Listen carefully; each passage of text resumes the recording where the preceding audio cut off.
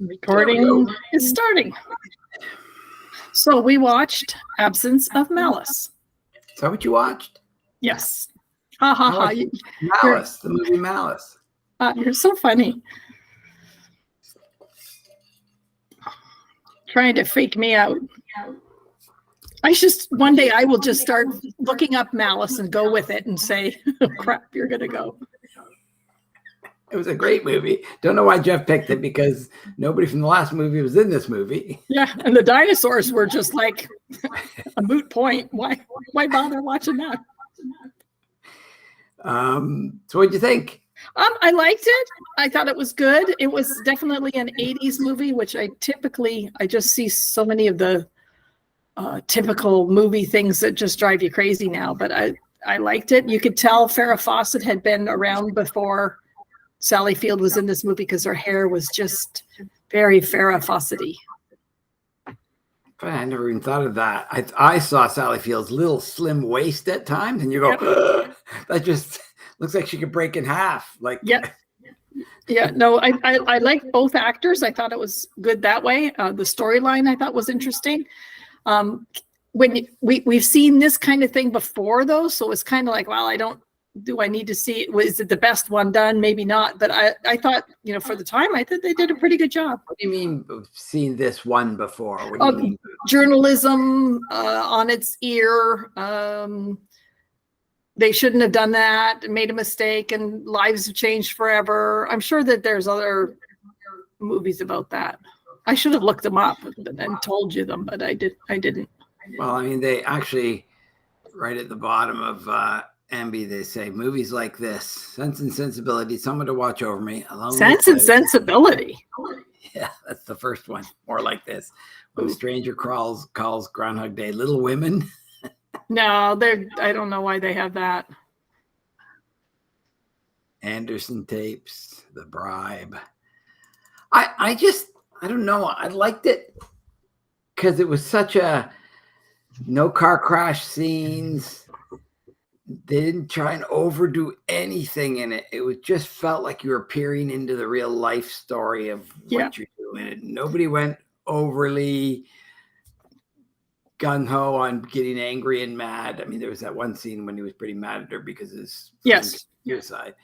And that was pretty horrific, but there's no blood and guts, no car crashes, no sirens, it was just interpersonal relationships, and you get to learn how people, I don't know, I really liked it. I really thought it was a fantastic movie. It was almost like there wasn't enough of that, because like their romance, they decide they're going to be attracted to each other, and he kisses her, and then they wake up in bed the next morning, and we don't get anything in between. There's no love story. There's no, okay. So they went from A to B, and we missed all of the stuff in the middle. Yeah, that makes sense. That seems like every one of my first dates. Well, it's just, I didn't know why she was attracted to him. He was attracted to her. Like, you didn't see that? No, there was some, but like this isn't trying to be a romance. So that's the point, I guess, of it. It's trying to be something else. So that's like office room romances where you don't really go into it thinking it's going to happen. It's just because you're entangled with somebody, and she sees this guy as a bad guy at the very start of the movie. Oh, he's a bad guy. He's the bad guy. And then she meets him. He doesn't seem like so much of a bad guy. Where's this bad guy coming out? Yeah. And it turns out she's the bad guy. Yeah. I'm the bad guy. Yeah. Well, he was still the bad guy because he manipulated everything. I mean, we should tell the sort of premise of the movie.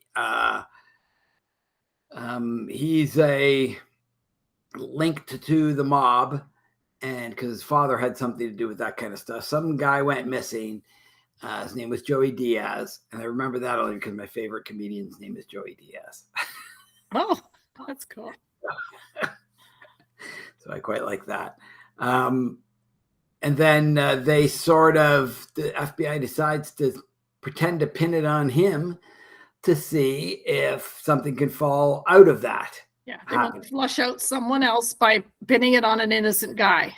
Yeah.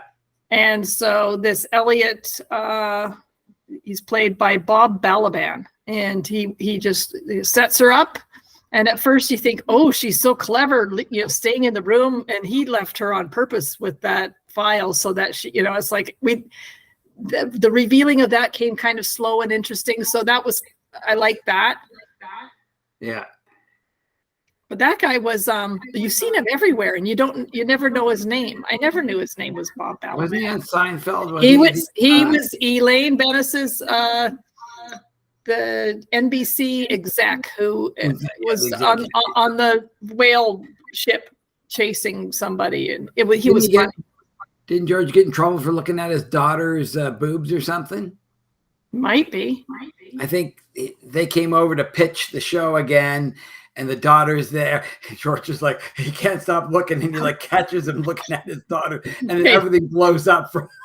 Big surprise that that's the scene you remember. I remember the other scenes. I remember that he was chasing, or he was going off in the Greenpeace boat or something like that. Yeah. So I remembered other things. You remembered that. But no, it was a good character. So I find it interesting to have, the feds or the government, pin something on someone innocent to flesh out a bad guy. And it's like, do they really do that? And it's like, yeah, I wonder how often they do that.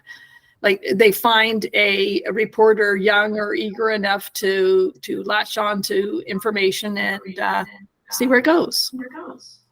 So that's funny that you look at that and wonder. And I look at that as not, I don't mean just that type of thing, flushing somebody out, but I mean lying to get your way. Like the whole Russiagate with Trump. Sure. Like just everybody says, we have proof. I've seen proof. I've been in the meetings. I've seen the proof. They're just making that stuff up, hoping that some proof can come out. Well, the part I liked is they asked the question basically is what is legal and what is moral, and what's the difference, and where do our actions lie in needing to operate as a society. So I thought that was an interesting aspect to it. It was filmed in Miami. It's like all about fame now.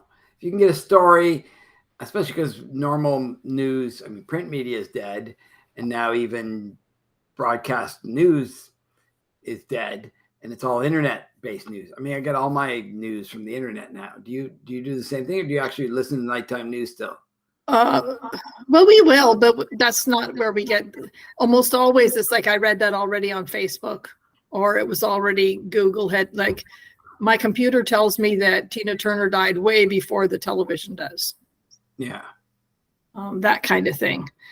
I thought it was interesting. They brought up the guy who, when the president was almost killed, I think it was in '79, and then the guy saved his life, and it ended up that guy was gay, and he was like outed, and how back then it was that didn't help him at all. He was supposed to be a hero, and he just got raked over the coals for being who he was, and yeah, that was the damage that news can do is pretty powerful. I don't know that the news did the damage. It's people's perceptions, people's willingness to believe wholeheartedly in the news 100% and die by that sword.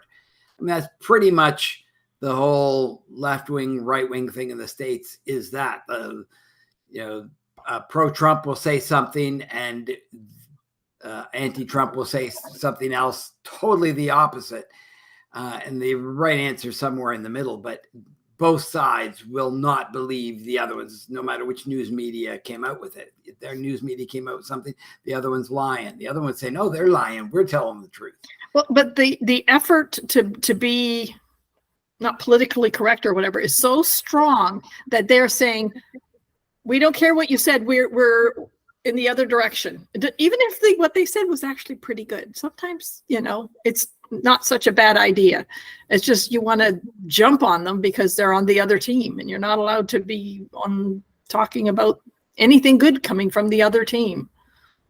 mean, it did look funny when you saw they showed a lot of the inside the newspaper room. I'm talking about where they were making the papers in the printing, the printing press. Yeah. And you watch the papers go through and you see, imagine ink being done.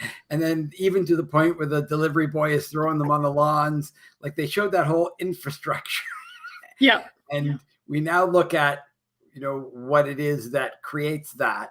And I was just thinking now, I wonder if it takes less energy now or more energy now to get out the saying, because now you have to have servers running. And they take a lot of energy, and then you have to have the internet running. Like, they were saying even Bitcoin, just running the servers that run Bitcoin, does the hashing in the background. Takes 2% of all the world's electricity or something, like a ridiculous amount. Yeah, is being utilized just for managing Bitcoin. Like print is so much slower than television. I found, like, when I was finishing my walk, I finished at 4:30, and the guy from CH was there, and it was on the news at 6:00 that night. So like within an hour, he was already, as he was filming, it was uploading to somewhere, and he was already adding it's called the bumpers or whatever it is and it was like, okay, that's phenomenal. Because when my other thing was, I was with a girl in the morning, and then it was on that evening, and I thought, okay, that gives her some time to work with it. But I guess they stand there while stuff happens, and they put it out there. You get time to sit and think about it. I guess they have to keep up with the immediacy, but it's going to be dead soon. I mean, I'm sure there's hardly any advertising left done on the news. Nobody really watches it. Even like CNN doesn't even have 1 million people watching at night. Right. And they used to, be the biggest one around. Now it's nothing. None of that news is anything. Walter Cronkite, everybody listened to him, and he was the most trusted man in America, kind of thing.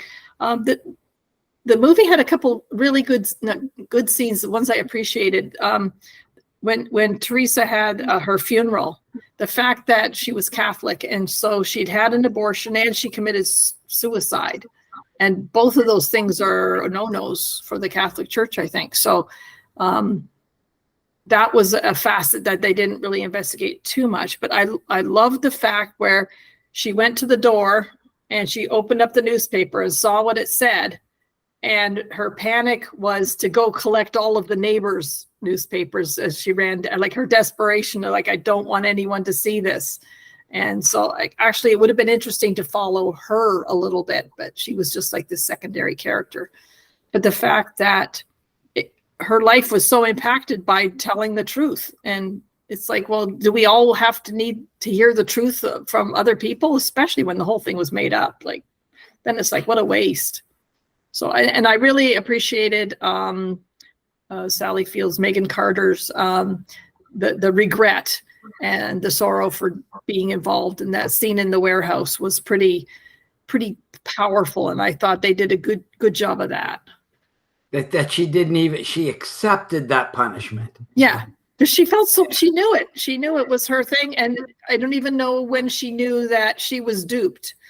That was like the light dawns at one point. So, and I did like that Wilfred Brimley character at the end, the guy who's going over. I thought he did a really good job, but just kind of like cut through the crap. And do you wish every judge in every court trial was like that? Yeah, it would solve 99% of all. It would go so fast. Instead of your trial date is in 3 years. It's like, oh, you just look at it and say, sit down and say, we're going to listen to stuff, even if we're not supposed to listen to stuff. We're going to listen to it. There you go. Let's go figure this out.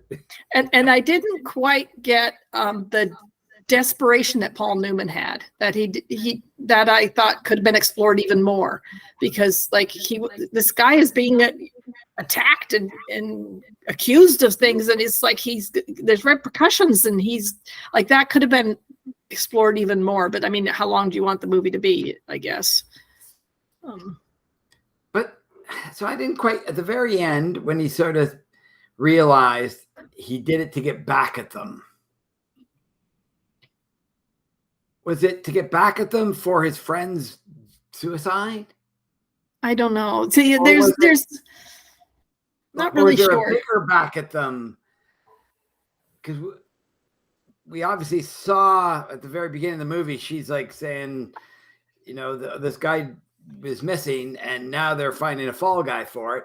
Is it that they're getting back at him for? Because he didn't sort of realize they were going after him until the news article was done. And now you're being like, I even liked his secretary at the office who the fuzz is here. You know what I mean? Like just and then they said, oh, we can guarantee you protections. And she was like, eyes rolling. Don't be listening. In other words, I'm going to help you out by telling you what the real people think about the police when they offer that kind of thing.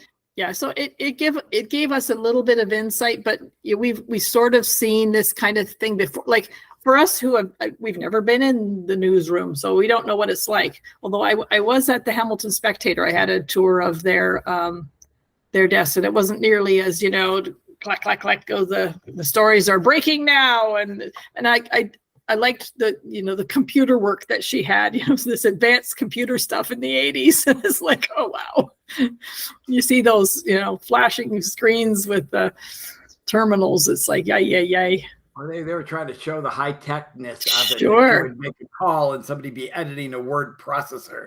Yes. As that's happening, and you're going, oh, look at that. I know. So in the 80s, that would have been like, wow, we have the inside view. And it's like, now it's like the inside view of a museum. It's not what it's like now.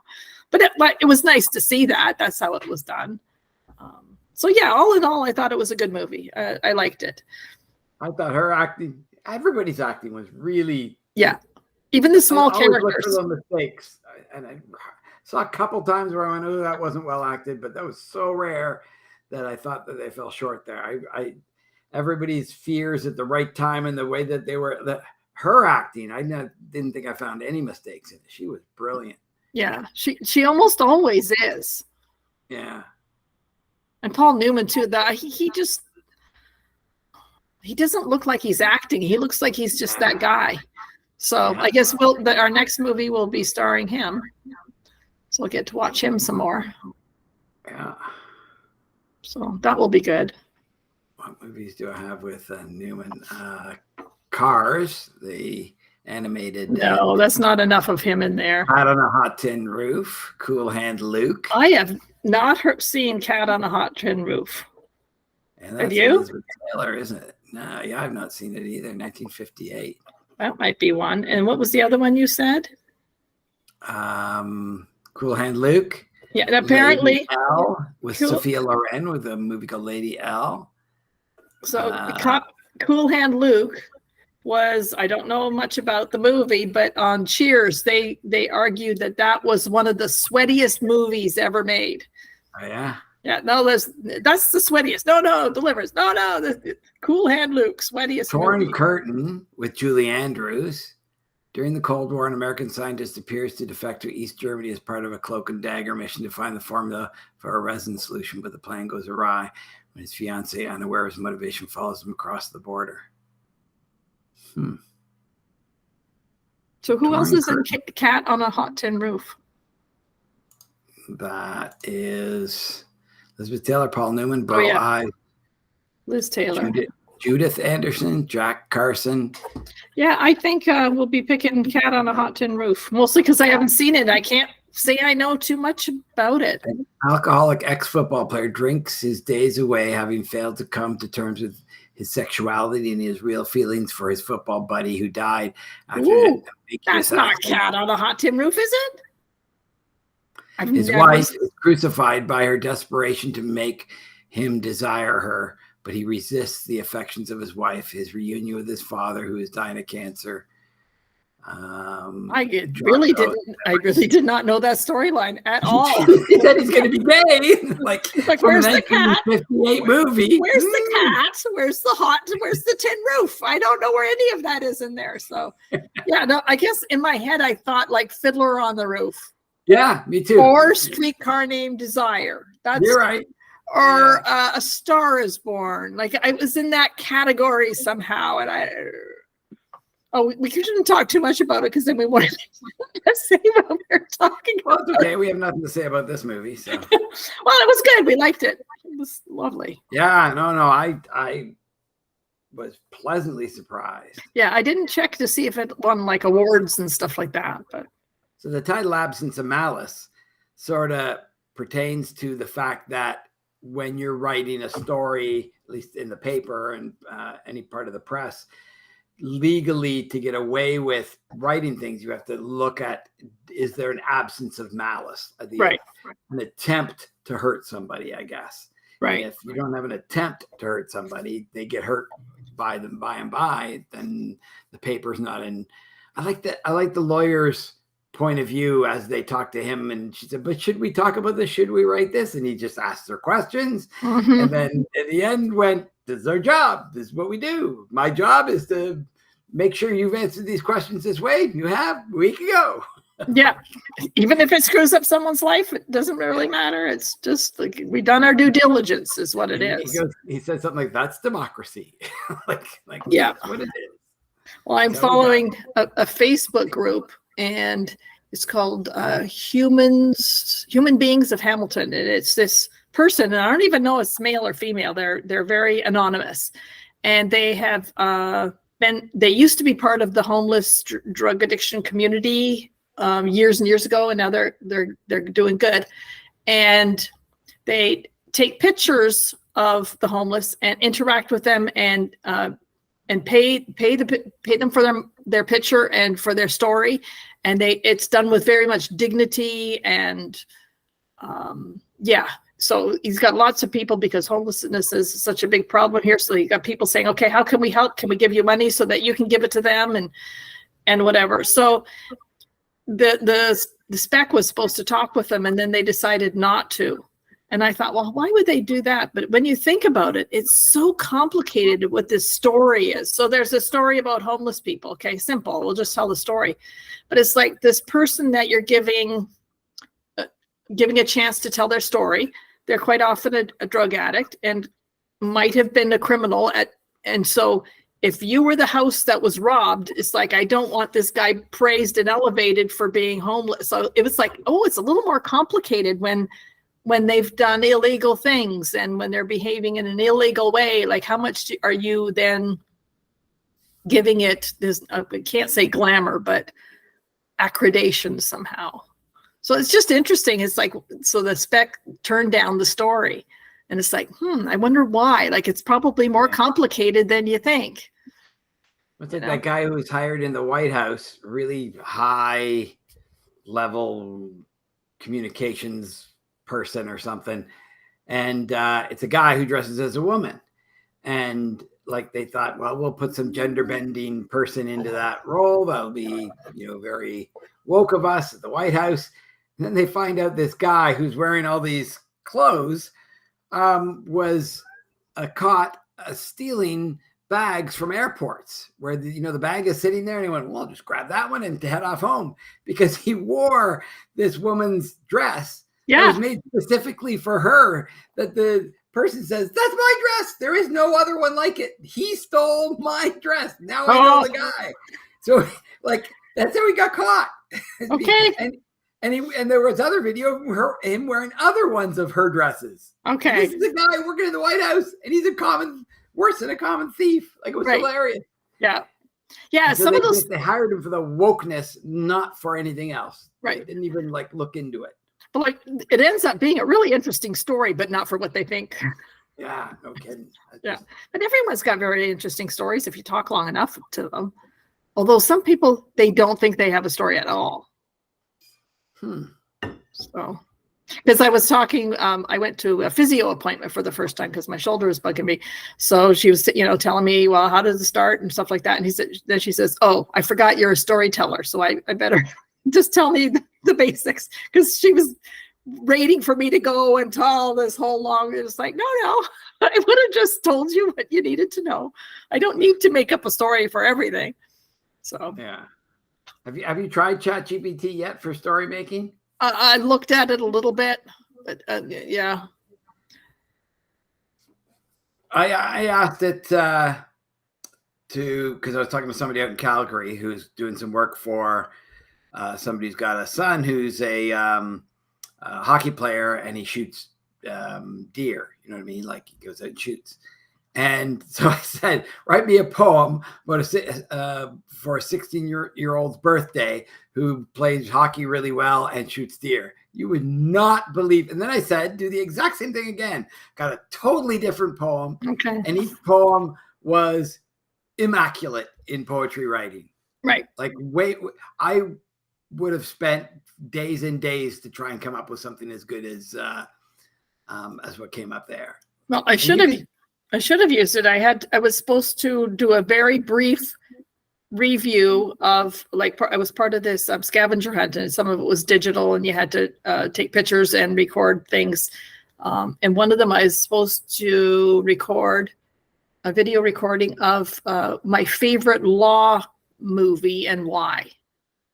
And it's like, okay, I don't know. I picked Aaron Brockovich. I thought that was great, but it's like, okay, I wanted to do a funny review. And I thought, I wonder if ChatGPT would do a funny review of Aaron Brockovich in, less than 40 words or something like that. And I'm sure it would. A funny review of Aaron Brockovich. BROK. OVITCH. In less than 40 words. Yeah. You'll find a review of Aaron Brockovich in less than 50 words. You will not believe. Aaron Brockovich, when a legal eagle meets fashion quirk Julia Roberts in a push-up bras, fights industrial pollution, while you marvel at her ability to run in heels. More power to you, Aaron. But where's the Oscar for the wardrobe team? 5 out of 5. Oh, that's actually good. That's brilliant. Now, here's the best part of this. I'm going to ask it to do the same thing again. Right. And it will write something just as good and not the same thing at all. Right. Yeah, so no. Now, Aaron Brockovich, Julia Roberts, with wardrobe louder than her legal jargon, tackles corporate pollution like a high-heeled echo warrior. It's Legally Blonde meets an inconvenient truth. Bravo. 4 out of 5. Yeah. Yeah. No, it was very good. Very good. So better than what I came up with. But I had run out of steam by then, so I wasn't trying to make everything funny. But yeah, it's nice. It would be good to do that for some things. I would like the story I wrote about Martin and the bat on the front lawn. Have them do that, and I have written it out, so it's been published, and now it takes me 8 minutes to read it, which is too long when you're doing a book reading somewhere. They want you to do under 5. So I chopped out chunks of it and chopped out other chunks, and it's like, okay, well, I don't want to chop that chunk out, but I wonder if I told ChatGPT to the premise of the story and then find out how short they can tell it in. Well, you could actually tell it to summarize something. You could tell it to summarize the New Testament in one sentence, and it'll do it, and it'll be brilliant. Yeah. So I just did the same thing, but can you do a final review of Aaron Brockovich in less than 50 words in the voice of Donald Trump? Here it is. Aaron Brockovich, huge legal drama. Julia Roberts with her skyscraper heels and huge personality battling pollution. Tremendous. Maybe I should have hired her. Great ratings. 5 out of 5. Huge. Just so good. Yeah. It bothers me that part, like that part of the world, I can be an expert in. I can, I can do them over and over and over again. You are a writer. You like writing this stuff, and you would spend your time and craft something and agonize over words. Yeah. And ChatGPT could just solves it. Well, beautifully. There are huge concerns of what ChatGPT will do to education and writing.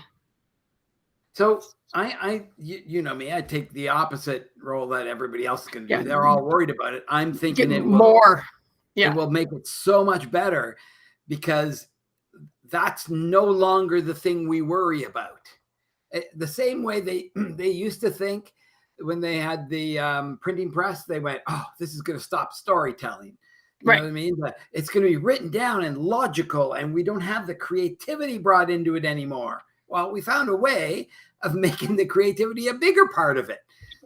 Because our minds were so narrow at that moment in time, going, oh no, if you write it down, that changes everything. Because all you're used to is what you know. All we know is now we don't.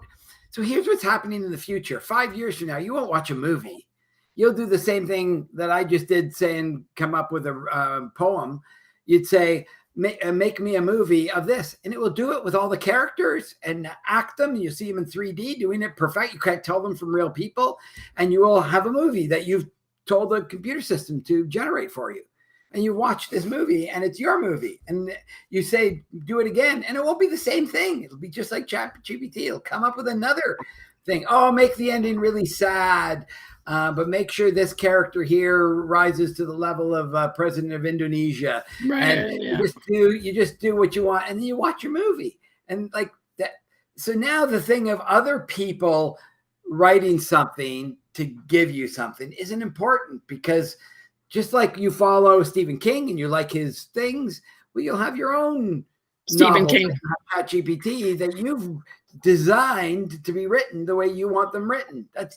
That's just as important to you as Stephen King is. Right. But I guess the big part of the education aspect is that kids can use it to cheat. And then you get someone who's really never written anything because they've had ChatGPT figure out all of their homework. And so I think that was one of the concerns. It's a huge concern because they're thinking in today's thoughts. Right. As soon as you take out the fact that we don't need kids to be that kind of creative anymore, that's not a thing we need. It's good. That's gone. You don't have to be creative that way. Other ways, be creative, like that will conform or contort into something else. Right. And already art is way better on AI. They've shown a billion wonderful pieces of art that keep winning art competitions. And then they say, oh, that was AI. And they go, oh, no, like crap.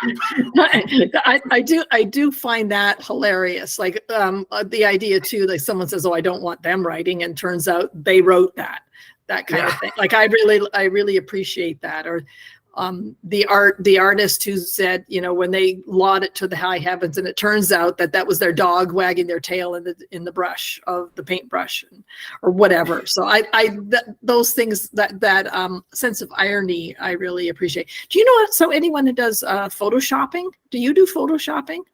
Yeah, I can Photoshop stuff. Okay, I have a couple things I need photoshopped. Like what? I have a picture of me with a piece of paper on a wall, and then there's a lower one, and I want to eliminate the lower one. It's too distracting. So I just want it to go the same color as the wall. Oh yeah. I can do that easily. And then I'd like that picture of me walking by myself with my father, and you can just put the new one with Dad in his wheelchair without that pesky person in the middle. Yeah, there are really. In fact, you probably can do it yourself. So go to a Google and say, I want to edit out something out of a photograph. Right. I have a few like Canva, and I have some of the editing tools, and I'm not finding I work. No, there's AI that does it great. Edit out the second person, the middle person. They're edited out, and all the backgrounds replaced with exactly what looks like is a continuation of the bench and the whatever. Yeah. My only concern is letting you do it. Is that picture of Dad and me? You will put yourself there and out like a halo around your head or something like that, and scratch my eyes out or something. I'll give you a little devil horns. Yeah, something like that. So yeah, that will be interesting. So I need to do the one. Where the world will be 5 years from now is, and it's going to be undescribable. Like the idea of relationships is going to change. When I can have a girlfriend who's on the internet who talks to me, and have a doll show up who's as lifelike as anything else, and she does whatever I want her to do, and and has a personality from all I can tell. I say, oh, I don't mind her being a little bit argumentative today. Bring her up to a 0.5 and argumentative. You know what I mean? Like, yeah, I can't imagine that. Let that be random. But everything of that is changing. It is the adoption of AI is going to be way deeper and more wonderful and more frustrating at the same time than we could ever imagine. Right. And then the idea is then they'll start to take over. That's what Elon Musk's worry is that. So they've already got AI did this. They already got AI to do something, and AI had to go to a website. But there's a CAPTCHA on the website to show you're a human. Okay, yeah, the chat bot thing, the thing that you say I am not a robot and stuff, or look at a bicycle. Say there's three bicycles. Yeah. Right. Yeah. And so it's meant to really be able to fool intelligent systems, right? Yeah. Like automation. Yep. So the AI went to Fiverr and hired humans to get past that for them. Oh, wow. Smart. On its own. Yeah. That wasn't programmed into it. It went, I need to solve that. So AI went, how do I solve the problem of having something that stops the computer? Well, you need a human. How do you get humans? I'll just build one. I'll build one. Yeah. Cool.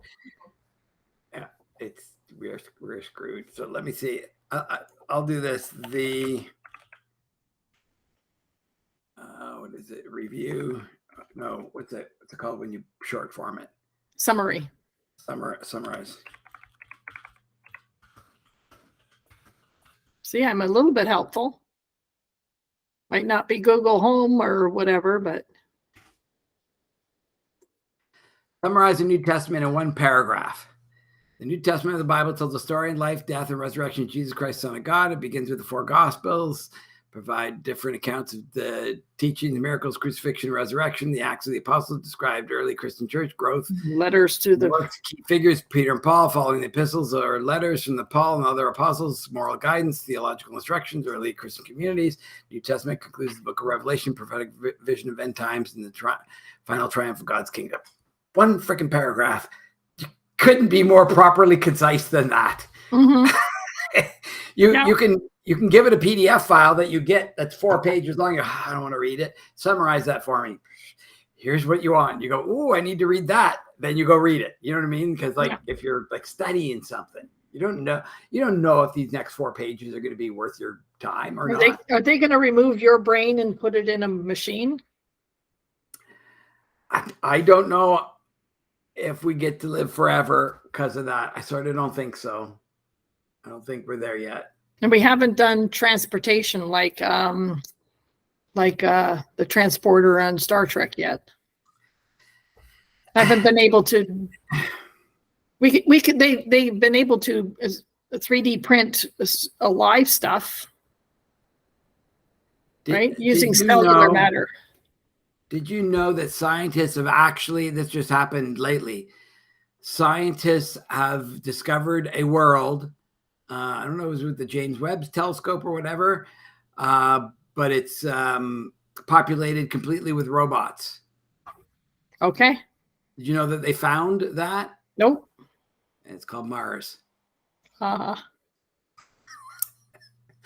is populated completely with robots. Okay. Well, it kind of is, isn't it? There's nothing that's living on Mars, so anything that's on there is... It's completely populated completely by robots. Love that one. Yeah. No, it's gonna be interesting to see what Cat on a Hot Tin Roof is all about. Yeah, I had no clue. Describe a Cat in a Hot Tin Roof in Donald Trump's voice. Okay, question. Cat in a Hot Tin Roof, it will be for July or June, and I will be at your place in June. We could just sit and watch it.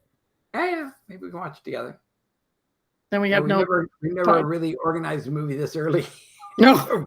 Or we had 3 weeks before we'd have to come up with a movie. Yeah.